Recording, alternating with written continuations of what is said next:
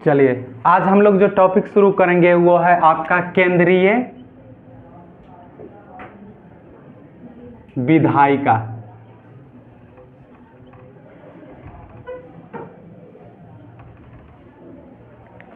केंद्रीय विधायिका।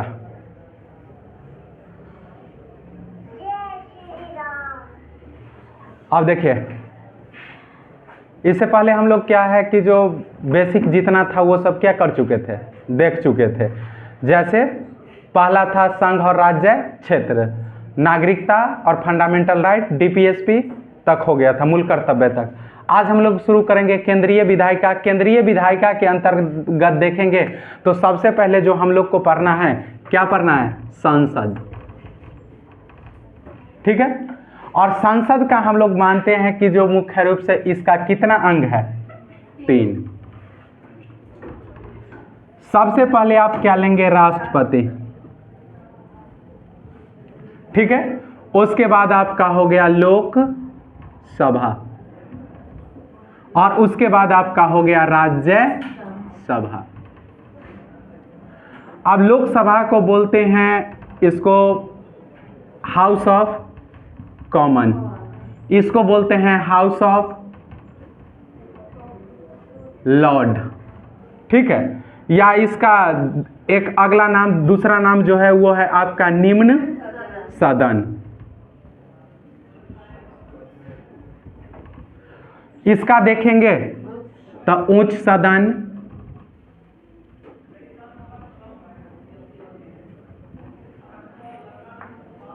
हो गया। लिखिए इसको।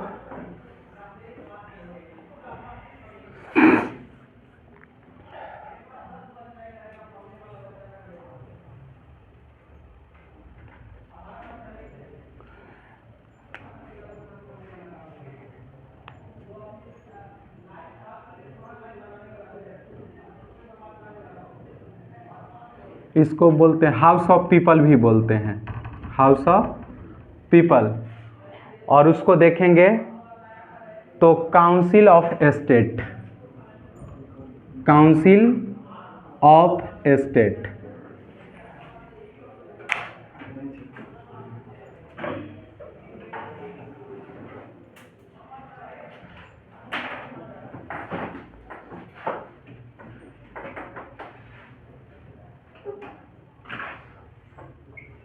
हो गया सबका?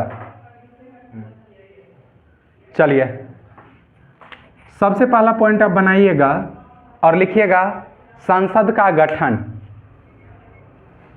संसद का गठन, संसद का गठन।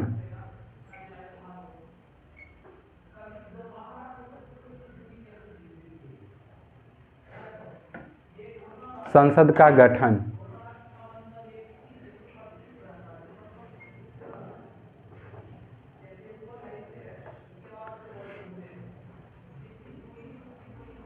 पॉइंट नंबर 1 लिखिएगा, भारत की संसद के, भारत की संसद के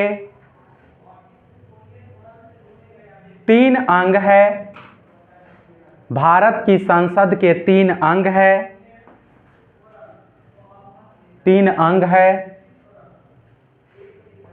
पहला लिखिएगा राष्ट्रपति, राष्ट्रपति, राष्ट्रपति। दूसरा लिखिएगा उच्च सदन, उच्च सदन, उच्च सदन।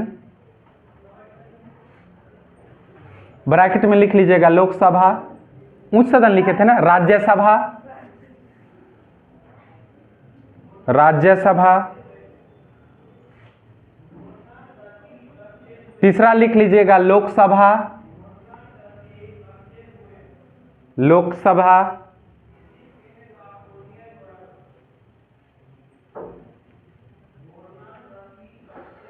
इसके ब्रैकेट में लिख लीजिएगा लोकसभा का निम्न सदन। ठीक है। तो देखिए, भारतीय संसद जो है सो इसके मुख्य रूप से कितने अंग है? 3 अंग है। एक है आपका राष्ट्रपति, एक हो गया लोकसभा। इसी लोकसभा को बोला जाता है हाउस ऑफ कॉमन या निम्न सदन या हाउस ऑफ पीपल। ठीक है, फिर राज्यसभा देखेंगे तो राज्यसभा हो गया और इसी को बोला जाता है हाउस ऑफ लॉर्ड या इसी को बोला जाता है उच्च सदन या इसी को बोला जाता है काउंसिल ऑफ स्टेट। ठीक है, अब इसमें से हम लोग क्या पढ़ेंगे, पहला पॉइंट आप लिखिएगा, राष्ट्रपति। राष्ट्रपति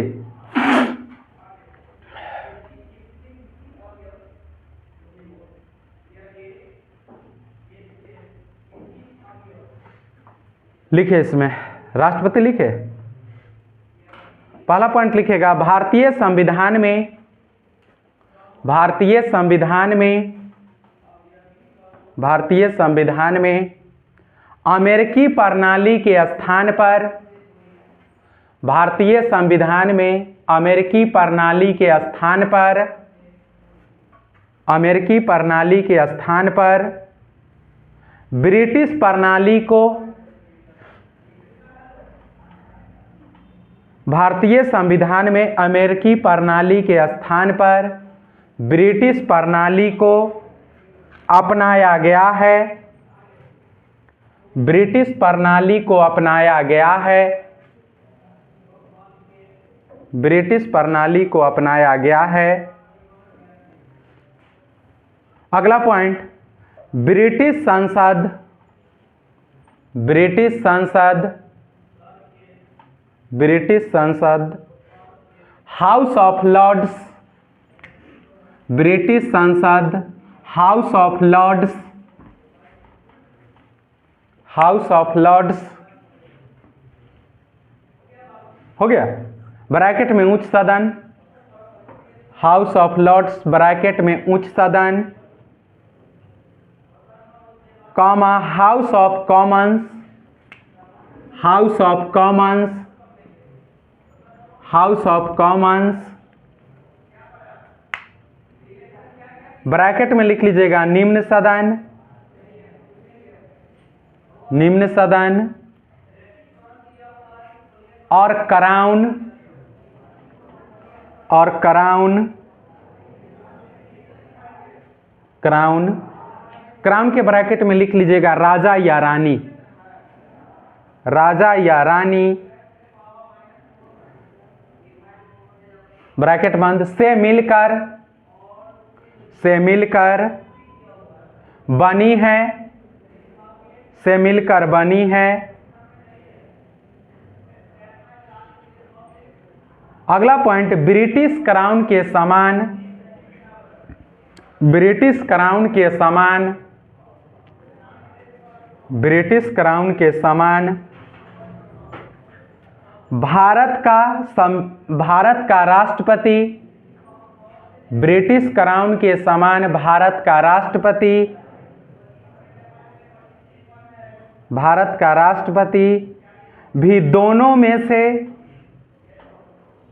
दोनों में से किसी भी सदन का, दोनों में से किसी भी सदन का, भारत का राष्ट्रपति दोनों में से किसी भी सदन का सदस्य नहीं होता है, दोनों में से किसी भी सदन का सदस्य नहीं होता है।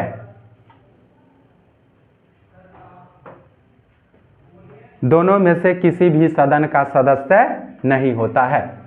देखिए, आप देखेंगे तो केंद्रीय विधायिका का दो मॉडल पूरे दुनिया में सबसे ज्यादा क्या है, प्रसिद्ध है। उस दो मॉडल में मतलब संसदीय प्रणाली का दो मॉडल जो है से पूरे दुनिया में पूरी तरह से क्या है, ज्यादा प्रसिद्ध है। उसमें से एक है आपका अमेरिका का मॉडल और एक है ब्रिटेन का मॉडल। ठीक है, तो हम लोग जो हमारे देश में जो भारत में जो प्रणाली लिया गया है, भारत का जो संसदीय प्रणाली लिया गया है वो कहां से लिया गया है, ब्रिटेन से लिया गया है, ब्रिटिश प्रणाली से लिया गया है। ठीक है, क्योंकि आप जानते हैं कि जो हमारे यहाँ लंबे समय तक रूल कौन किया, ब्रिटिश सरकार किया। तो मतलब संसदीय प्रणाली के मामले में इसका दो प्रणाली चलता है, एक संसदीय प्रणाली केंद्रीय सरकार का और एक अध्यक्षीय प्रणाली। तो अमेरिका में जो चलता है वो आपका है सो प्रेसिडेंटियल सिस्टम है, जिसको बोलते हैं अध्यक्षीय प्रणाली, या उसको राष्ट्रपतीय प्रणाली भी बोला जाता है। बात आ रहा है समझ में। लेकिन अमेरिका में जो है सो पार्लियामेंट्री सिस्टम चलता है, जिसको बोलते हैं संसदीय प्रणाली। ठीक है, तो हमारा जो सिस्टम लिया गया है ये किसके नजदीक है? तो अमेरिका में जिस तरह से क्या होता है, हाउस ऑफ कॉमन होता है, यहाँ ब्रिटेन में जिस तरह से हाउस ऑफ क्या होता है, कॉमन होता है, उसी को हमारे यहाँ क्या बोला जाता है, लोकसभा बोला जाता है। और वहां पर जो आपका क्या होता है, हाउस ऑफ लॉर्ड होता है, इसको हमारे यहाँ क्या बोला जाता है, राज्यसभा बोला जाता है। और ब्रिटेन में जो क्या होता है, क्राउन होता है, क्राउन के रूप में राजा या रानी, दोनों में से कोई हो सकता है, वो आपका यहाँ पर कौन होते हैं, राष्ट्रपति। लेकिन थोड़ा सा बेसिक अंतर होता है, वहां पर क्या है कि जो राजतंत्र, राजतंत्र कहने का मतलब हो गया जो वहां का जो क्राउन होगा, राजा या रानी होगा, वो वंशानुगत होगा। वो क्या होगा, वंशानुगत होगा। इसीलिए इसका मतलब है कि जो कोई राजा या रानी के फैमिली का ही अगला क्या बनेगा, क्राउन बनेगा। बात आ रहा है समझ में, क्राउन के फैमिली का ही क्राउन बनेगा। लेकिन भारत में थोड़ा सा उससे सिस्टम क्या है, अलग है। जैसे वहां जो क्राउन हुआ, भारत में क्या हुआ, राष्ट्रपति हुआ। लेकिन राष्ट्रपति जो होता है सो यहाँ पर वंशानुगत नहीं होता है, यहाँ पर गणतंत्र है। गणतंत्र का मतलब हो गया जो राष्ट्र का प्रमुख होगा वो भी किसके द्वारा चुना जाएगा, जनता द्वारा, भले ही वो और प्रत्यक्ष हो चाहे अप्रत्यक्ष हो। तो भारत में राष्ट्रपति का जो चुनाव होता है वो परोक्ष रूप से होता है। ठीक है, क्या होता है, परोक्ष रूप से होता है, उसमें मतलब डायरेक्ट जनता की भागीदारी नहीं होता है। ठीक है, उसको जब राष्ट्रपति चैप्टर पढ़ेंगे तो डिटेल में क्या करेंगे, देखेंगे। ठीक है, तो मुख्य रूप से आप देखेंगे तो यहाँ पर राष्ट्रपति का जो पद है ये जो है सो वंशानुगत नहीं है। इसीलिए बोलते हैं भारत क्या है, गणतंत्र है। क्योंकि सरकार के साथ साथ सरकार के मुखिया को कौन चुनता है, जनता चुनता है डायरेक्ट।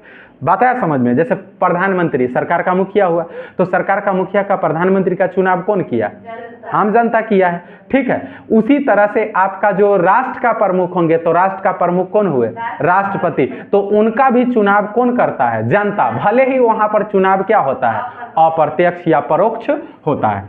ठीक है, तो इस तरह का प्रणाली आपका क्या है, चलता है। अब अगला पॉइंट लिखिएगा, अब इनका कार्य लिखिएगा।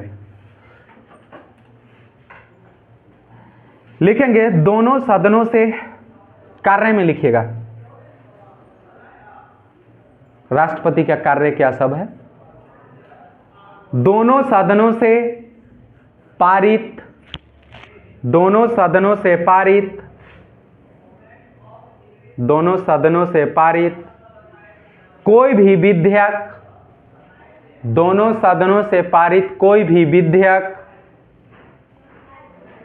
दोनों सदनों से पारित कोई भी विधेयक बिना राष्ट्रपति के सहमति के, बिना राष्ट्रपति के सहमति के,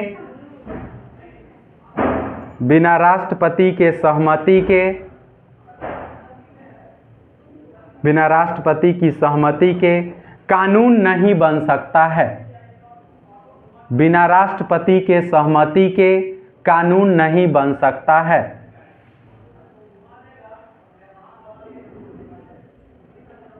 कानून नहीं बन सकता है। अगला पॉइंट लिखिएगा, वह दोनों सदनों के, वह दोनों सदनों के, वह दोनों सदनों के सत्र को, सत्र को आहूत करता है। वह दोनों सदनों के सत्र को आहूत करता है, आहूत करता है। अगला पॉइंट, समय समय पर, समय समय पर, समय समय पर वह दोनों सदनों को, समय समय पर वह दोनों सदनों को संबोधित करता है, संबोधित करता है।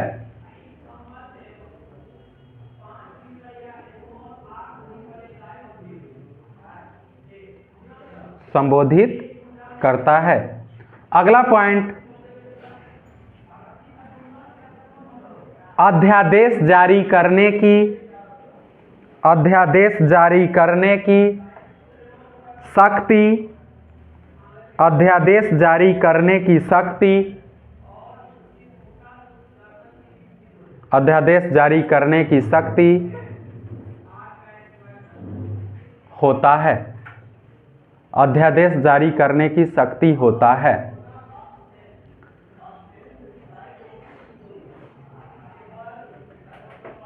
अगला, राज्यसभा में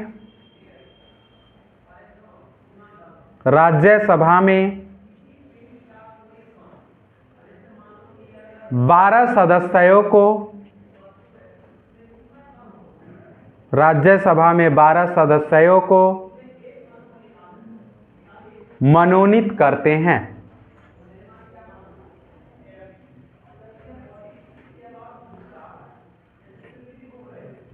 मनोनीत करते हैं। देखिए, भारत के अंतर्गत में जो जैसे वहां ब्रिटेन में देखेंगे, क्योंकि हमारा संसदीय प्रणाली ब्रिटेन से लिया गया है, तो ब्रिटेन में देखेंगे राजा या रानी जो होते हैं वो दोनों में से किसी भी न हाउस ऑफ कॉमन का सदस्य होंगे न हाउस ऑफ लॉर्ड का। ये दोनों में से कहीं का सदस्य नहीं होते हैं। राजा या रानी कहीं का सदस्य नहीं होता है, दोनों में से किसी भी सदन का नहीं। उसी तरह से भारत का जो आपका क्या होंगे, राष्ट्रपति होंगे, न वो लोकसभा का सदस्य होंगे न राज्यसभा का सदस्य होंगे, मतलब वो किसी भी सदन का सदस्य नहीं होंगे। ठीक है, इसका मतलब है ताकि बैलेंस क्या रहे, बना हुआ रहे, किधर को किसी भी तरफ क्या हो, झुकाव न हो। ठीक है, अब इनका कार्य अगर देखेंगे तो हम लोग को पता है या पीछे थोड़ा बहुत चर्चा हुआ भी है, जो कोई भी विधेयक अंतिम रूप से, जैसे विधेयक आया, मान लीजिए विधेयक आया लोकसभा में, ठीक है, और लोकसभा उसको क्या कर दिया, पारित कर दिया, तो फिर विधेयक कहाँ जाएगा, राष्ट्रपति के, ये राज्यसभा के पास जाएगा, और राज्यसभा जब इसको पारित कर देगा तो विधेयक किसके पास जाएगा, राष्ट्रपति के पास जाएगा। ठीक है, और जब राष्ट्रपति का उस पर सिग्नेचर हो जाएगा, हस्ताक्षर हो जाएगा, तब वो विधेयक क्या बन जाएगा, अधिनियम बन जाएगा। बात आ रहा समझ में। अगर मान लीजिए कि जो कोई विधेयक लोकसभा से पारित हो गया और राज्यसभा से पारित हो गया, अगर राष्ट्रपति उस पर सहमति नहीं दिया तो वो विधेयक पारित नहीं माना जाएगा। तो इनको क्या है, विधेयक पर सहमति देने का क्या है, शक्ति है। फिर उसके बाद देखेंगे दोनों जो सदन है, इस सदन का जो सत्र का जो आहूत मतलब शुरुआत जो करने का आदेश देता है वो कौन देता है, राष्ट्रपति देता है। राष्ट्रपति के आदेश पर ही सत्र क्या किए जाते हैं, शुरू किए जाते हैं। और राष्ट्रपति आप देखेंगे तो समय समय पर सदन को क्या करता है, संबोधन करता है। जैसे मूल संविधान में देखेंगे तो मूल संविधान में ये था कि जो प्रत्येक सत्र का जो पहला भाषण होगा वो किसका होगा, राष्ट्रपति का होगा, प्रत्येक सदन मतलब प्रत्येक सत्र का। बात आ रहा समझ में। लेकिन फिर बाद में इस कंडीशन को क्या किया गया, चेंज किया गया, और चेंज करके कम से कम ये कहा गया जो कि वर्ष का पहला सत्र होगा, साल में एक बार जो वर्ष का पहला सत्र होगा, उस सत्र में कम से कम राष्ट्रपति का अभिभाषण क्या है, जरूरी है। बात आ रहा समझे। इसीलिए प्रत्येक साल जब आप देखेंगे कि जो क्या होता है, जब पहला सत्र होता है, तो पहला सत्र आप देखेंगे तो बजट फरवरी में आता है ना भाई। तो पहला सत्र जब भी चलता है तो उस सत्र में क्या करता है, जो राष्ट्रपति जो है सो अपना क्या करते हैं, अभिभाषण देते हैं। ठीक है, तो आप देखेंगे, लेकिन आप हमेशा देखिएगा जब भी लोकसभा या राज्यसभा का जो भी कार्यवाही शुरू होगा वो शुरू करने का आदेश क्यों कौन देगा, लेकिन आप ध्यान रखिएगा, आप शुरू करने का आदेश तो कौन दे रहा है, राष्ट्रपति, लेकिन समाप्त करने का जो अधिकार है वो किसके पास होता है, अध्यक्ष। अगर लोकसभा में है तो समाप्त करने का जो अधिकार है वो है स्पीकर के पास लोकसभा में। अगर राज्यसभा में है तो वो है किसके पास, उपराष्ट्रपति, जिनको बोला जाता है राज्यसभा का सभापति। बता रहे समझ में। तो मतलब शुरू तो करेगा किसके आदेश पर, राष्ट्रपति। लेकिन समाप्त करेगा कौन? जो अगर लोकसभा में है तो लोकसभा स्पीकर, अगर राज्यसभा में है तो राज्यसभा का सभापति।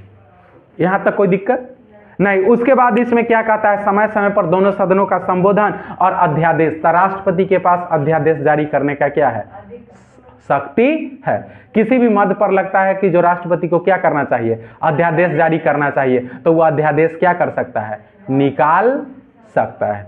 ठीक है, फिर बाद में सदन में चर्चाएं होंगे, लेकिन उस समय वो क्या कर सकता है? अध्यादेश। अध्यादेश का मतलब हो गया जैसे कोई ऐसे परिस्थिति हो गया है जिसमें मतलब सरकार को ये लगता है कि जो अभी सदन में उसको लेके जाएंगे तो लंबे डिबेट चलेगा, उस पर लंबे बहस चलेंगे, तब जाके होंगे।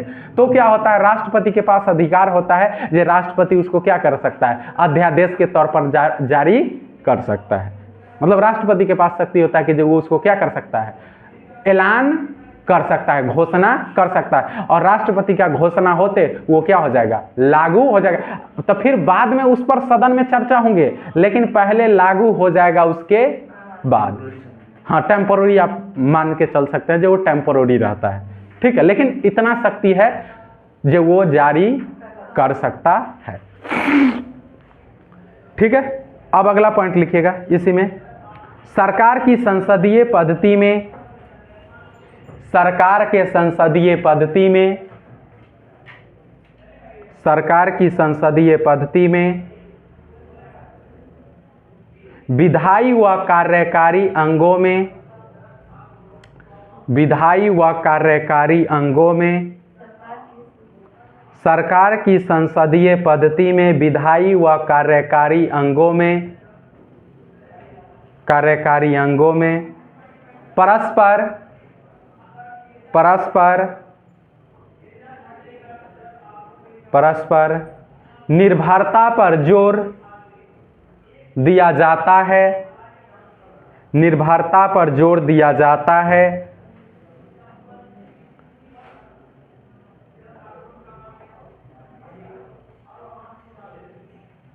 निर्भरता पर जोर दिया जाता है। अगला पॉइंट लिखिएगा। अमेरिका में राष्ट्रपतीय प्रणाली को, अमेरिका में राष्ट्रपतीय प्रणाली को, अमेरिका में राष्ट्रपतीय प्रणाली को अपनाया गया है, अपनाया गया है, जहां विधायी और कार्यकारी अंगों के अपनाया गया है, जहां विधायी एवं कार्यकारी अंगों को, विधायी एवं कार्यकारी अंगों को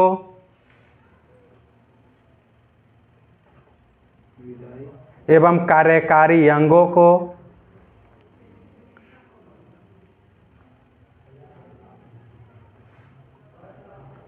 विभाजन पर को के कर दीजिए, लैंग्वेज सूट कर जाएगा। ठीक है, यहाँ कार्यकारी अंगों के विभाजन पर जोर दिया गया है, विभाजन पर जोर दिया गया है, विभाजन पर जोर दिया गया है। देखिए, तो भारत में जो संसदीय प्रणाली है ब्रिटेन से प्रभावित है। ठीक है, तो यहां पर क्या है कि जो आपका विधायिका है, क्या है? विधायिका, और एक आपका है कार्यपालिका।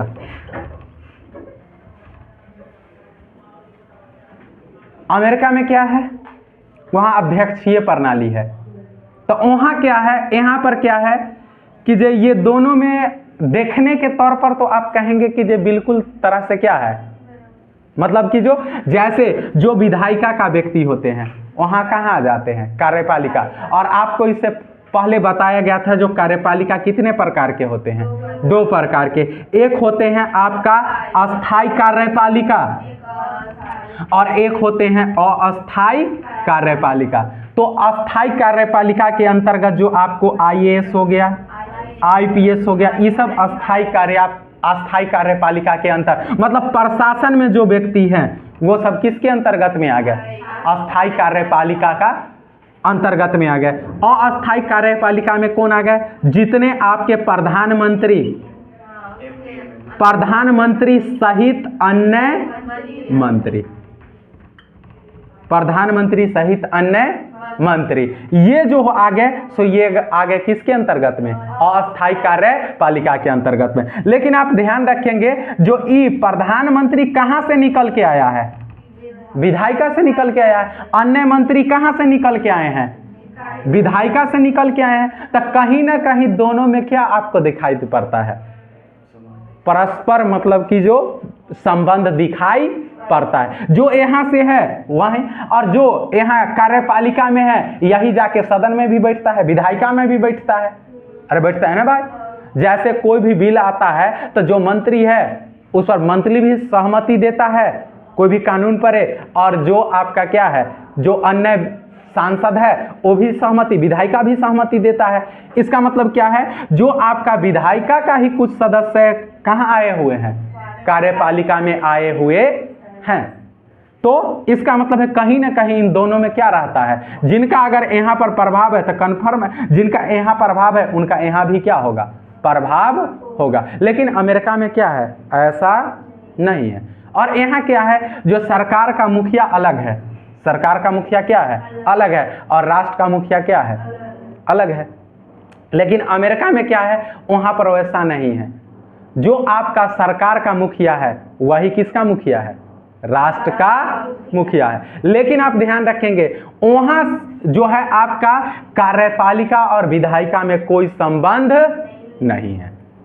वहाँ कोई भी विधायिका का व्यक्ति जो होगा सो कार्यपालिका में क्या होगा? आपको नहीं देखने को मिलेगा। कोई संबंध नहीं है दोनों में। दोनों का बिल्कुल सेक्टर क्या है? अलग है। वहाँ जो राष्ट्रपति का भी चुनाव होते हैं तो जब थोड़ा मतलब कि जो भारत में जैसे राष्ट्रपति का चुनाव होते हैं वैसे राष्ट्रपति का चुनाव वहाँ क्या होता है? नहीं होता है। वहाँ राष्ट्रपति का चुनाव 3 स्तर पर होता है, और 3 स्तर के बाद जाके फाइनल डिसाइड होता है जो कौन व्यक्ति क्या होगा? राष्ट्रपति होगा। ठीक है। उसको जब आप लोग को पढ़ाएंगे ना अमेरिका का राष्ट्रपति, तो उस समय मतलब उसको पढ़ा दिया जाएगा जी। या भारत का जिस समय स्पेशल टॉपिक राष्ट्रपति पढ़ेंगे उस समय तुलना करके डिटेल में, यहाँ पर उतना जाना नहीं। ठीक है, चलिए यहाँ तक कोई दिक्कत नहीं ना? चलिए, तो ये था आपका भारत में जो भारत का जो संसद है इसका एक अंग था क्या? राष्ट्रपति। इनका मुख्य रूप से ये योगदान है। अब अगला हम लोग पहले पढ़ लेते हैं राज्यसभा। डालिए पॉइंट, राज्यसभा। राज्यसभा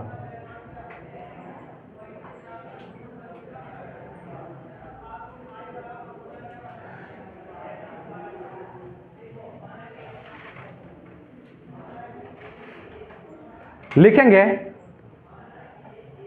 किसी भी, वो खोल दो तो उसको, गेट खोल दो ना, खोल दो खोल दो खोल दो, तो पता चलेगा कि जे। ठीक है, लिखे किसी भी संघीय शासन में, किसी भी संघीय शासन में